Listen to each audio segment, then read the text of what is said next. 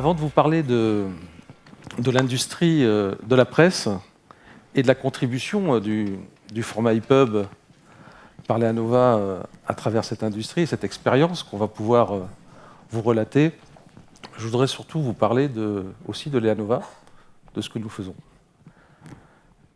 Alors, Leanova, c'est avant tout une rencontre et une cause, celle de l'éducation. Et ce qu'on souhaitait, c'est donner accès donc, à travers le numérique à l'éducation. Et c'est ça notre moteur. C'est le moteur de notre action, de notre engagement et du développement qu'on a fait. Derrière moi, vous pouvez voir des exemples qu'on a réalisés avec le format EPUB. Pour cela, Leanova a développé une plateforme qui permet de digitaliser des contenus scolaires et d'y intégrer tout un tas et de les rendre interactifs. Nous avons aussi développé un reader au format EPUB 3 qui permet de rendre lisibles ces contenus sur tous les supports du marché. Ce reader, en fin de compte, il est interopérable et il permet, comme vous le voyez derrière moi, de pouvoir intégrer tous ces exerciceurs au format interactif.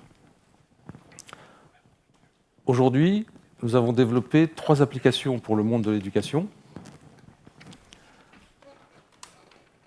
qui intègrent ce reader et ses interactivités. La première application que nous avons faite, c'est pour les écoles en région Occitanie. Donc nous avons proposé une application qui regroupe tous les cycles primaires des écoles en Occitanie. Cette bibliothèque permet aux enfants de pouvoir suivre des leçons ou de faire des exercices avec l'enseignant dans la classe. La deuxième application que nous avons faite, c'est pour les universités en Afrique. Pareil, pour les universités en Afrique, nous avons proposé à chaque étudiant de pouvoir avoir un contenu universitaire dans cette application, en EPUB 3 toujours, et que ce contenu puisse être lu, accessible en tous les cas, partout et par tous. Et puis la dernière réalisation que nous avons faite dernièrement, c'est une application qui s'appelle iMadrasa, et qui est la première école numérique pour l'Afrique. iMadrasa, ça veut dire école, tout simplement, école numérique. Et donc cette application qui a été faite, où vous voyez derrière moi des leçons de français pour les étudiants et les collégiens marocains, a été faite pour un premier pays, le Maroc. Donc nous avons commencé, il y a à peu près 3 semaines, à livrer cette application. Alors vous avez compris que ce format dont on parle depuis 2 jours, le format EPUB, il répond effectivement à l'éducation, mais il peut aussi s'intégrer sur d'autres domaines de compétences. Et celui dont on va parler aujourd'hui, c'est l'industrie de la presse. Alors l'industrie de la presse, c'est assez particulier, puisque effectivement ça existe depuis très longtemps. Ce sont des sociétés qui viennent du print, qui ont toujours fait du papier, et qui cherchent des solutions pour pouvoir proposer quelque chose de différent aujourd'hui, puisqu'on sait très bien qu'il y a une révolution qui se fait à ce niveau-là. Donc le groupe Midi de la Dépêche, dont M. Poisa, ici présent, vous présentera l'expérience et aussi son parcours, nous a fait confiance, et a fait surtout confiance au format EPUB 3 pour essayer de vraiment faire cette transition du papier au numérique. Donc ils ont voulu un peu accélérer ce qu'ils avaient déjà fait. Ils voulaient une solution qui soit très proche de leur problématique, c'est-à-dire il faut qu'on puisse respecter la mise en page. Ça, c'était très important. Il faut que ce soit une solution qui puisse intégrer des contenus multimédia. Ils ont beaucoup de contenus multimédia. Il faut que ça réponde à une lecture sur mobile. Ça, c'est très important, puisqu'aujourd'hui, on sait que beaucoup de lectures se font sur le mobile. Il y avait aussi le besoin de pouvoir ajouter des ressources additionnelles sur des articles publiés. Et puis, ils avaient besoin aussi, puisque la presse vit beaucoup de ça, de dynamiser la publicité. Donc nous, on est incubé donc, sur le site, la start-up Leanova donc, est incubée sur le site du Midi Libre, et nous travaillons un petit peu en laboratoire avec eux. Ce que vous voyez derrière vous présente un petit peu ce que nous faisons. Et donc, nous travaillons vraiment en laboratoire avec eux pour essayer, avec les services concernés, les rédactions ou autres, d'essayer de construire tout ça. Donc on a essayé de répondre effectivement à toutes ces problématiques. La deuxième, ou ces contraintes, hein, ça dépend comment on les voit, la deuxième chose qui a été très importante pour eux, c'était qu'on puisse développer un reader web. Donc il a fallu qu'on développe à Leanova un reader web au format EPUB 3, qui se lise bien sûr sur tous les navigateurs, et qui permettent pour le monde de la presse, pour l'industrie de la presse, de pouvoir le développer sur les réseaux sociaux, de pouvoir le diffuser via les sites internet, etc. Donc c'est un petit peu différenciant du monde de l'édition, mais ça reste quand même très très proche. Donc ils avaient un besoin qu'on puisse avoir accès directement à leur contenu sans être obligé de télécharger des applications ou autres. Enfin, pour terminer, avant de laisser passer un peu la parole à Jean-Claude Poisat, la presse a une exigence toute particulière sur les remontées statistiques qui permettent de mesurer ce qu'on appelle l'audience et la performance d'une publication. Et donc, nous, on a essayé, en partenariat avec eux, un peu en laboratoire, de pouvoir développer à travers l'EPUB, que chaque page d'un EPUB 3 qui a été d'un magazine réalisé pour le Midi Libre, on puisse avoir une adresse URL pour chacune des pages. Donc on a vraiment réussi à faire qu'on n'ait pas une adresse pour un seul magazine, mais que chaque page du magazine soit une adresse URL. Pourquoi ? Parce qu'il y avait un besoin pour permettre de traquer dans la page les actions qu'on allait faire. Donc toutes les actions qui vont être faites à l'intérieur de la page vont pouvoir être traquées et être redistribuées dans un container statistique qui va leur permettre à eux d'analyser l'audience et la performance sur tel ou tel média. Donc c'était très important, à la fois pour eux et puis pour nous, parce que ça nous faisait avancer, de pouvoir développer ce système-là. Donc derrière, vous voyez, ça a été fait sur un spécial Occitanie sur les entreprises de la région. Et donc, ça a été complètement monté avec la rédaction.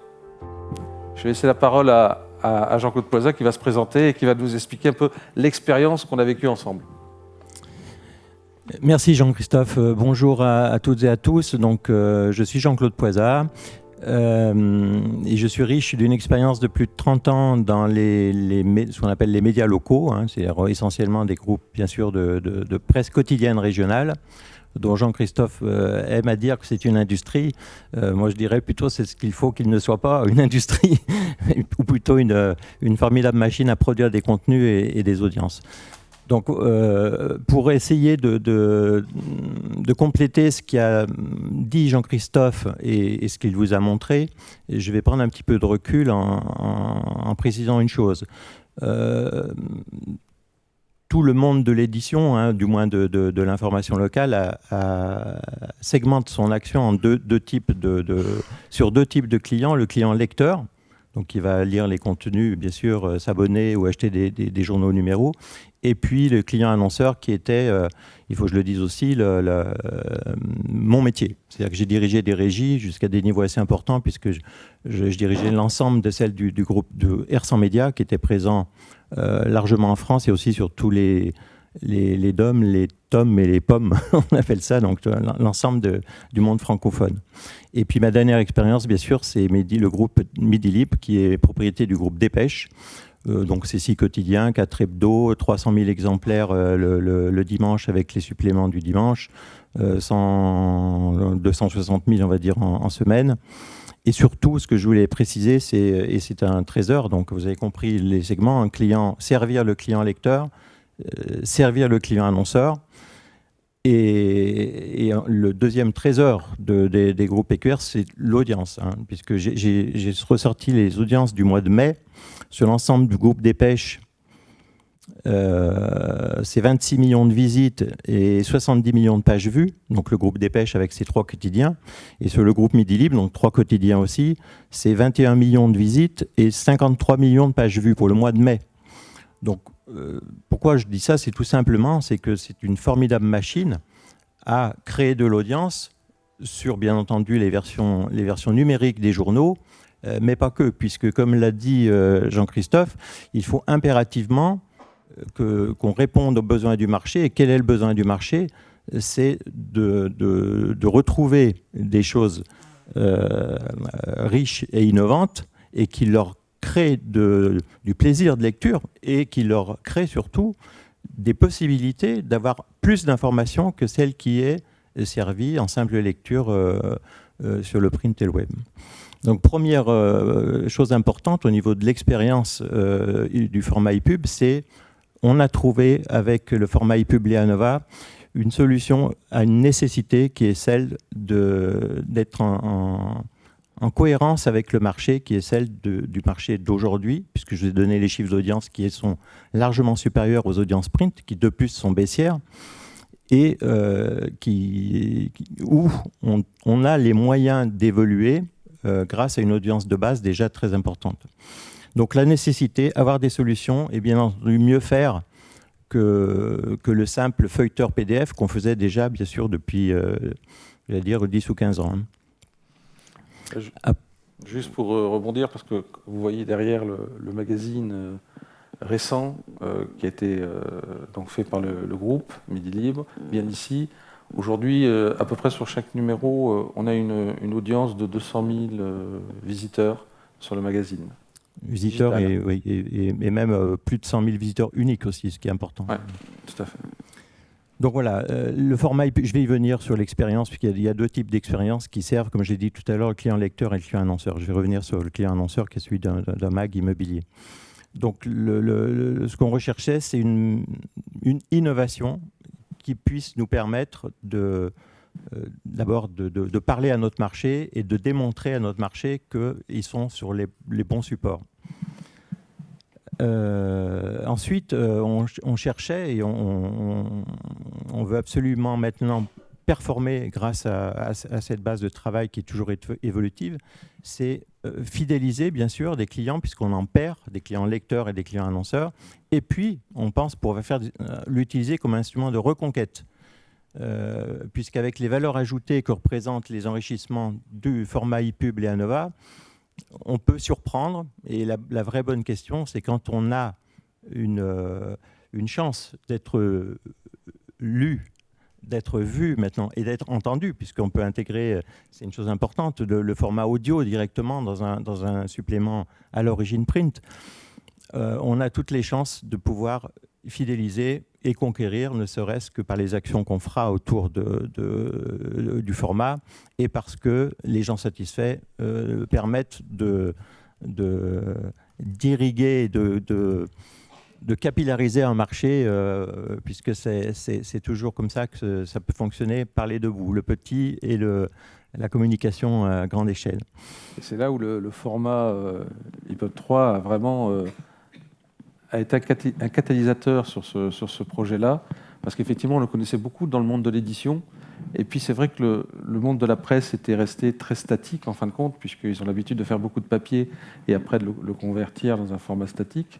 Et là, ça a été le catalyseur, vraiment ce format ePub 3, qui leur a permis de découvrir qu'effectivement, on pouvait faire tout un tas de choses à l'intérieur, a été très intéressant, et a été très très bien perçu, en fin de compte, par le groupe, je pense. Tout à fait, oui, parce que la démonstration est ainsi faite qu'on peut lire, on peut voir, on peut écouter, on peut rechercher des informations annexes et puis revenir, bien entendu, sur le supplément qu'on est en train de lire sur son smartphone, sa tablette ou son desktop. Donc voilà, une richesse absolue de possibilités et un potentiel énorme. Puisque plus on cherche, alors je reviens tout à l'heure sur ce qu'a montré Jean-Christophe, c'est-à-dire pour servir un client lecteur, les inondations assez terribles qu'il y a eu dans le département de l'Aude ont pu, dans un climat qui était quand même tendu pour ce choc qui a été cet événement, puisqu'il y a eu des morts, mais ça a permis au journal d'être présent sur son marché, avec bien entendu son savoir-faire, mais aussi des extensions vidéo qui sont d'ailleurs, en termes de revenus, qui sont vendables et exportables beaucoup plus facilement, puisqu'elles ont déjà été expérimentées et elles sont de qualité. Et puis, avoir amorcé des solutions qui sont beaucoup plus complètes que le simple journal print qui était, bien entendu, le seul moyen de communiquer avant. Puis il y avait, juste pour rebondir, il y avait une vraie contrainte dans cette industrie de la presse, désolé Jean-Claude, c'était de respecter la mise en page, parce qu'ils ont un format, ils ont une page, et l'IPEB 3 Fixed Layout permettait vraiment de rester dans ce container-là. Donc c'est vrai que c'était vraiment très... pour le projet, en tous les cas, là, ça répondait parfaitement à ça. Voilà. Et puis ensuite, on a voulu expérimenter, donc ce qu'a montré Jean-Christophe, nous étions éditeurs de magazines immobiliers, ce qu'on appelle les magazines immobiliers longue conservation. C'est le moyen qu'a aujourd'hui les opérateurs du marché immobilier pour exister concrètement sur un marché qui s'est digitalisé complètement, hein, donc avec les sites Internet et leurs sites Internet, plus les sites professionnels qui existent. Et on s'est aperçu que cette base de Magimo permettait, grâce au format ePub et Anova, non seulement de continuer, si on le souhaite, à exister sur ce marché du print. Nous, on avait choisi de beaucoup le réduire pour pouvoir investir beaucoup plus sur ce qu'a dit Jean-Christophe tout à l'heure, c'est-à-dire de l'acquisition d'audience pour faire venir des lecteurs sur le supplément à travers les réseaux sociaux en achetant de l'audience. Plus, bien entendu, celle que j'ai citée tout à l'heure, qui nous permet, par la simple utilisation de nos médias, de renvoyer de l'audience sur un magazine IMO.